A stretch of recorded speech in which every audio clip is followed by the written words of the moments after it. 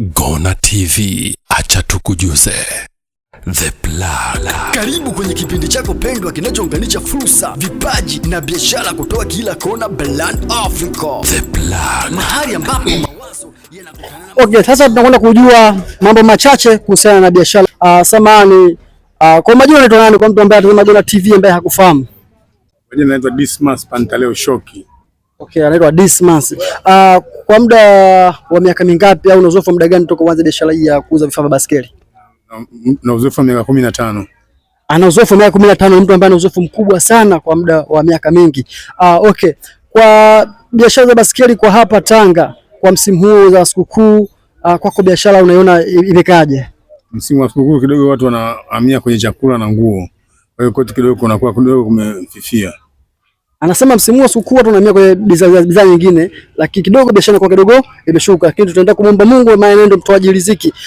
Mpaka sasa mfano mtu order shilingi ngapi unaweza kaisave? Mtu order milioni 2 anaweza kupata mzigo milioni 2 toka kwako, ama bado huko hujafika kwenye kusave order kubwa? Inawezekana.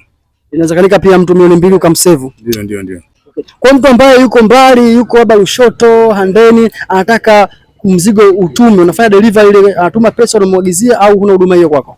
Inawezekana. Kwa mawasiliano yako, namba simu kwa mtu ambaye yuko mbali labda anataka afanye biashara na wewe? 0715 794790. Namba yake ni 0715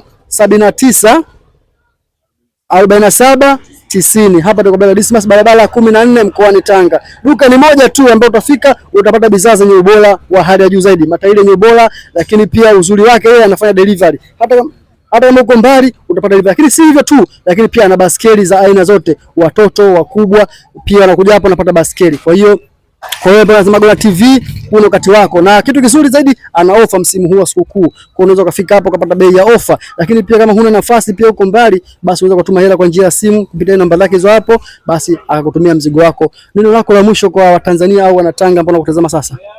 Nataka tudumishe amani na mshikamano, tujenge Tanga yetu, tufanye kazi, tuwe na utulivu.